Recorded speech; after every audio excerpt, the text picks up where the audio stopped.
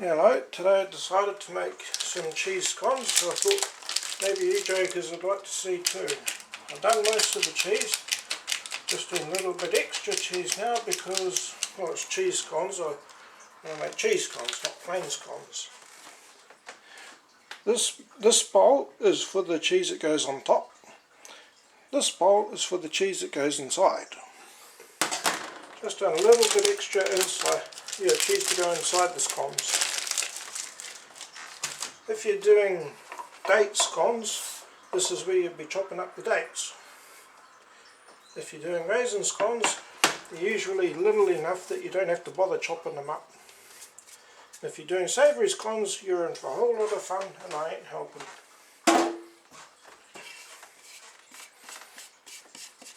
I'm grating the cheese now because it's time consuming and I don't want to deal with it later.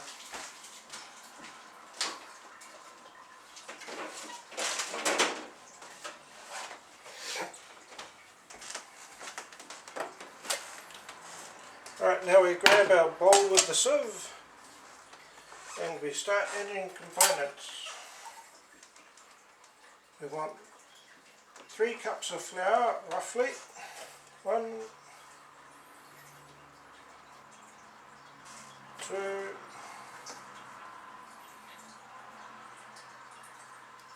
3. Don't bother too much about precision. Right, and next we have 6 teaspoons of baking powder. My hands are quick rinse.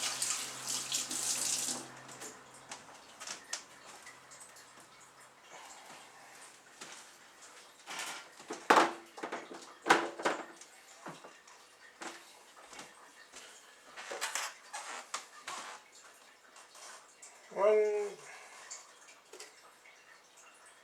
2, 3, 4, 5 and 6. If you're feeling fussy you can level them, I wouldn't bother.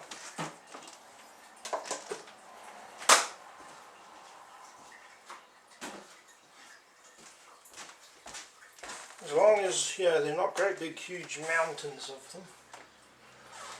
Now seeing as these are cheese scones, you can add a little bit of cayenne pepper. Not too much, just enough to cut through the cheese.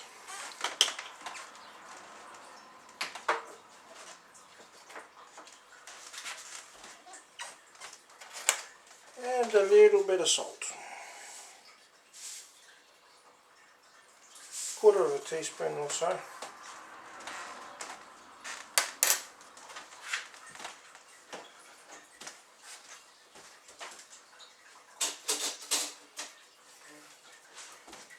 Now grab a knife and sift it through.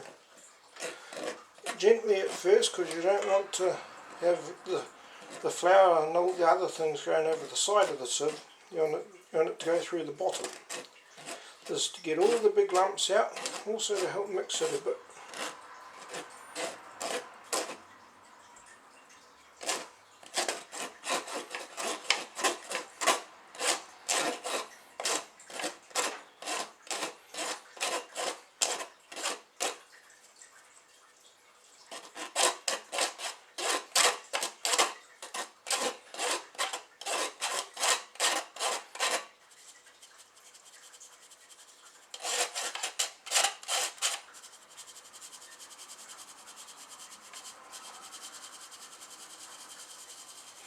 And now you should just have a little couple of crumbs rolling around the bottom of the sieve.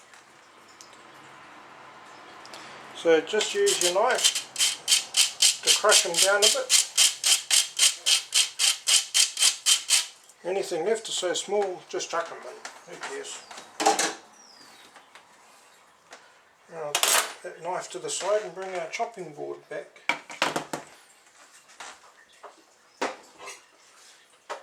Grab the sharp knife. Now we want 75 grams of butter. If you buy nice butter, you'll have it marked off on the side in 50 gram increments. So you work out 75 or roughly so, don't need to be precise. And cut off 75 grams of butter. Take off the paper. I'll put this back before I get yelled at for it melting.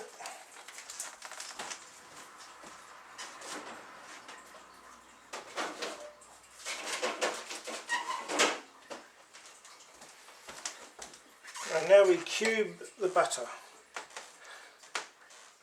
You don't want the butter to melt, you want it to be nice and firm here. So don't handle it too much. If you get any little cubes come off, then just chuck them straight in the bowl.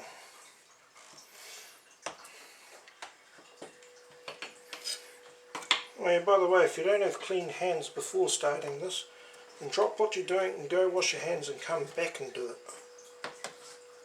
Right, so as you cube them, chuck them in the bowl. Being careful not to cut yourself.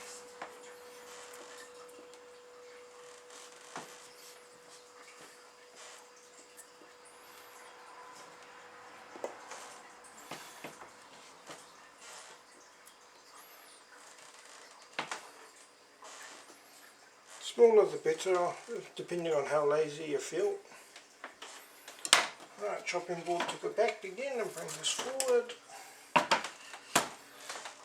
Now here some people like to cut it in with a knife.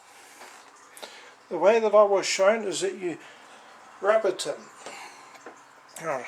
So you wash your hands, and so you grab some butter with flour on either side and you press the butter flat.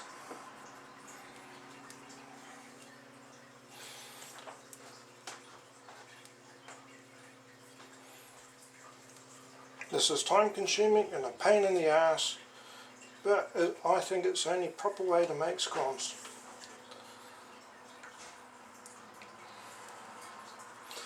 The idea here is that you rub the butter in until the butter, instead of being a few cut up blocks, there's a whole load of little bits of butter with flour around every part of them. Ideally you want it to look like fine breadcrumbs instead of flour in with a bunch of butter chucked in.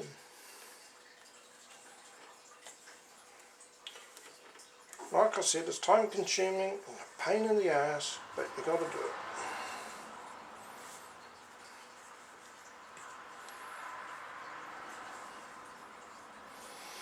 I read somewhere that the colder the butter is, the better this works.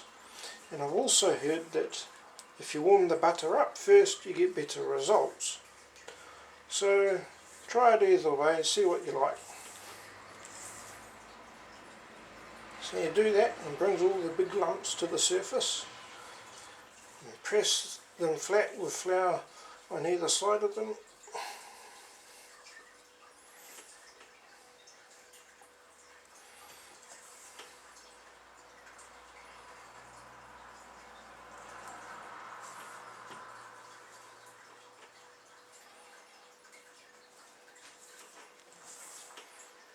Mix it up a bit.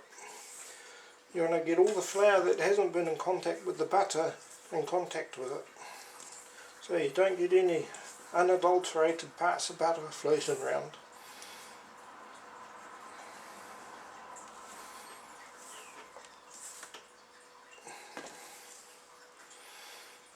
You shouldn't get anything sticking to the sides, at least not yet. That comes when you add the milk later on. Now the baking powder that we added before, the interesting thing is that baking powder needs two things to start doing its business. Number one, it needs warmth from when you chuck it in the oven. Number two, it needs liquid. Now the butter isn't quite liquid enough to set it off, and the heat in my hands isn't going to excite it none either. So for the moment we're okay if this takes a bit longer, but yeah, what you going to do?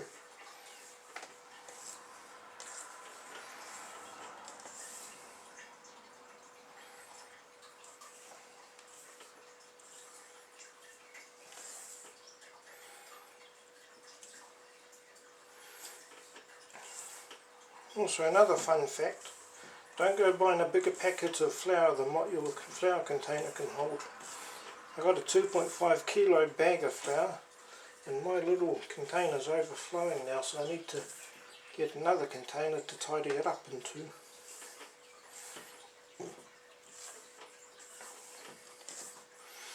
Now we're starting to get vaguely near the consistency we're after, but we've still got quite a bit of flour lumps in it.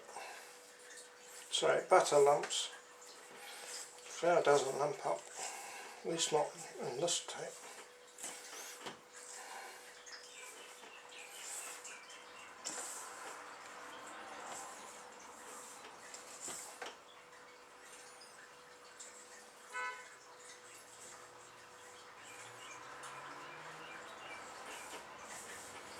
As you work the butter into the flour, it will naturally start to clump up a little bit, but there's not a lot of adhesion force. So just keep breaking up any lumps you find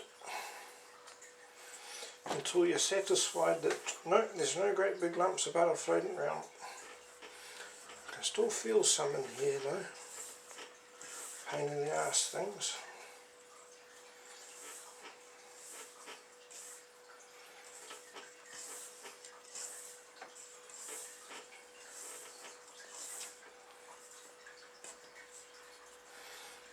Yep, see that these flat things, butter, so I'm not done.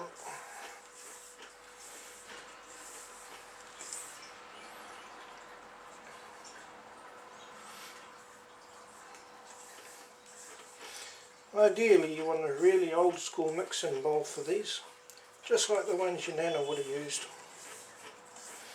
Nice things about scones is that once you bake them they also keep really well. Just clean out your mixing bowl, wash it out, dry it off, and put a tea towel here. You can put your cooked scones inside the tea towel, fold it on top, and it'll keep for a few days. Or you can put them just straight, let them cool down, put them in the freezer, and bring them out as you want them. I think we're about getting there actually. Yep.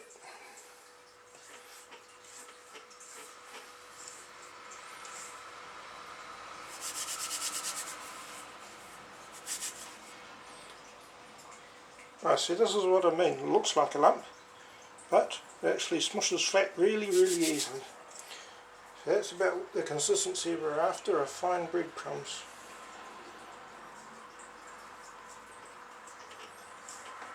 Nothing else.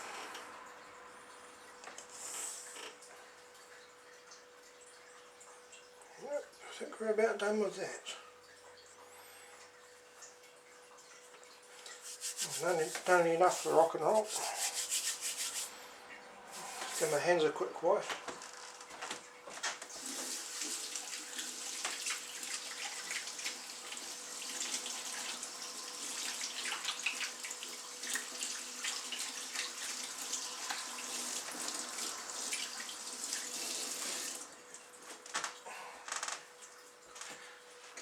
This is about the time where you want to put your oven on.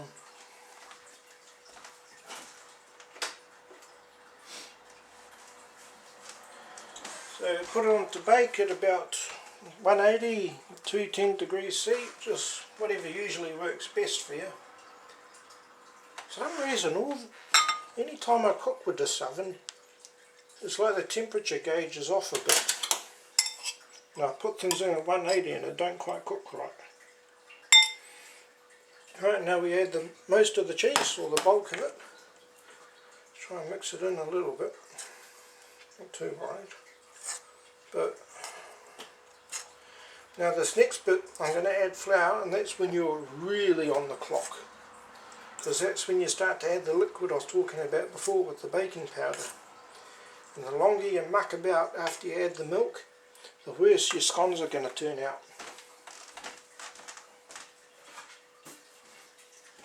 So before we add the milk, grab our oven tray,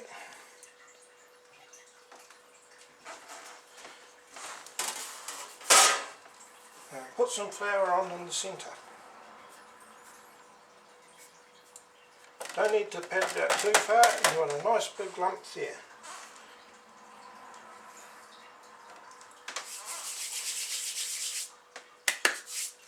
Right, grab the milk.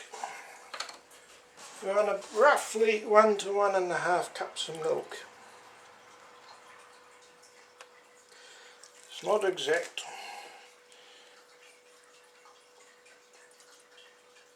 You always want to go a little bit under to what you think you'll need, because you can always add more milk in later, but it's a bugger to take it out.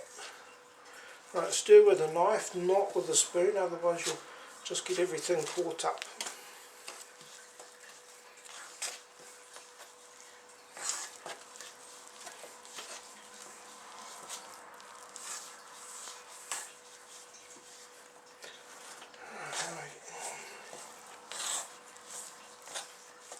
Don't use a sharp knife too either, unless you really want the edge on it to be blunt.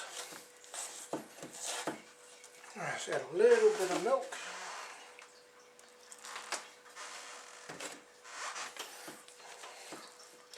Stir that in.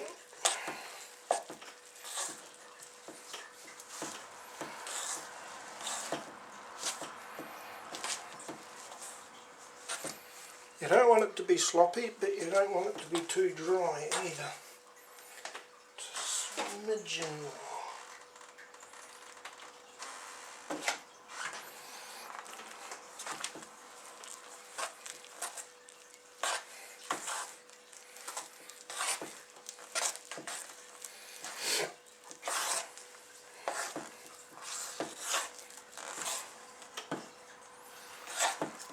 Yeah, that's about what we want.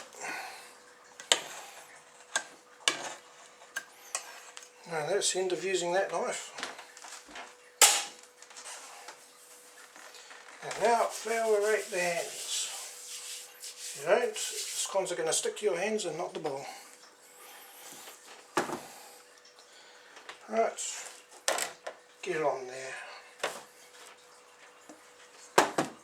Scrape any bits of scone dough off.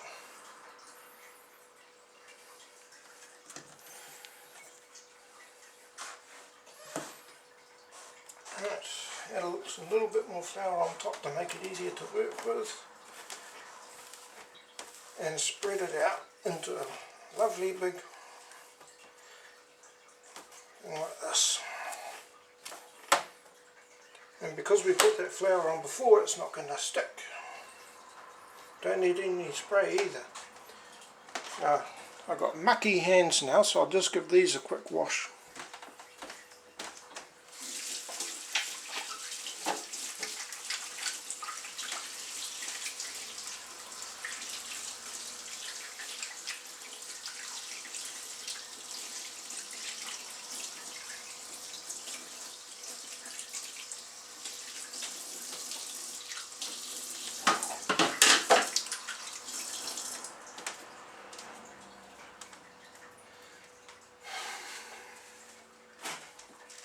Right, now you get your nice sharp knife, you know, the one that you did not use for mixing, so it still has a nice sharp edge, and cut these into smaller scones. Move you out of the way.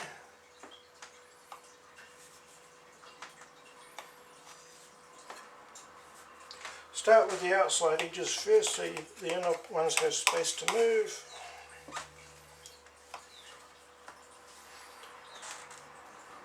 Add a bit of flour underneath if you think they need it.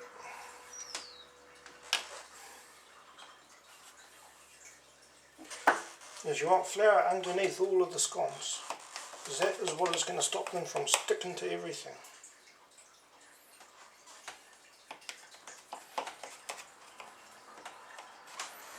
Oh yeah, and if you use a knife on your cooking tray like this, do not use a non-stick cooking tray. They don't like sharp knives. They're like gremlins. Don't feed them after midnight, don't get them too hot, don't do this, don't do that. Easier just to dodge the whole thing and not use non-stick, in my opinion. You might have different opinions. I'd have to do some big scones to get everything to fit nicely. Ideally I should have more room than this, but I made a bigger batch than I thought I would.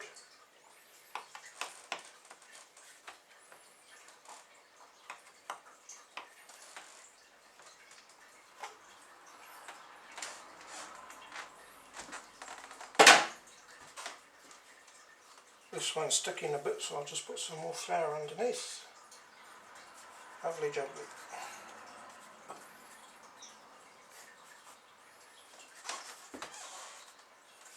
They can all move okay. Right, give my hands another quick rinse.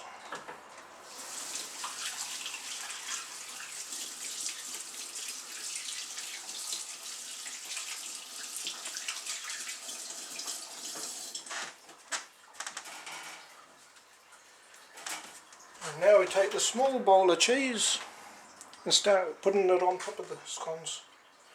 You don't want to take too long, but you also don't want bits of scones with no cheese on them. If you're doing plain scones with no cheese, then this is the point where you bung them straight in the oven.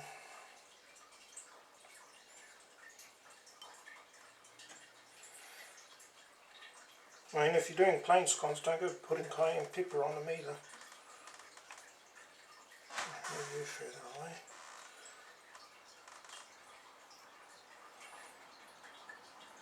Bugger, didn't do enough.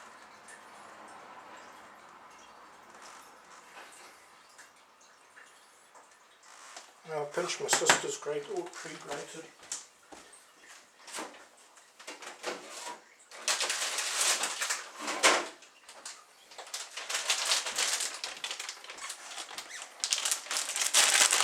If you don't tell her, I won't.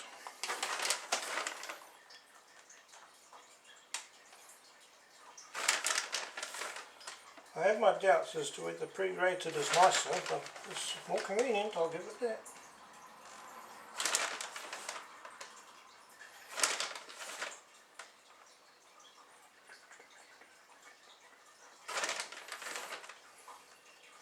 Right, now we bung them in the oven for about, what, 10 or 12 minutes, that's 180. And take out the oven trays your stupid brother left in.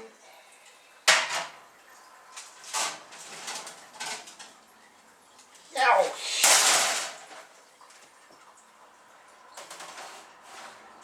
Teach me. Right, now we leave that to cook and tidy up the complete mess we've made of the blooming kitchen.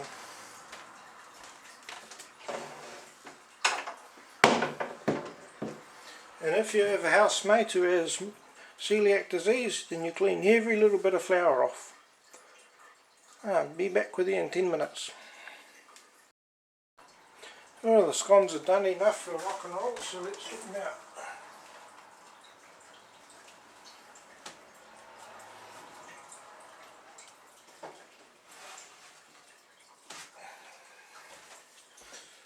Putting them on this bit of wood so they don't have to worry about the bench burning or anything.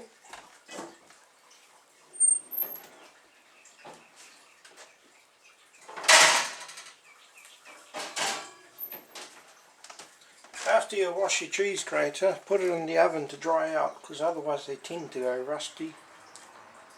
Right, so that's, now you wait for the scones to cool down. Then you take your cleanly washed mixing bowl, open up a tea towel inside and put them inside the tea towel. They'll keep nicely. Now something you may have noticed, no sugar. You do not need sugar in good scones. If you need sugar to make your scones taste nice, then you've done a bad job of making scones. Otherwise, leave these to cool down for, I don't know how long till they're cool. Add a bit of butter or margarine and enjoy.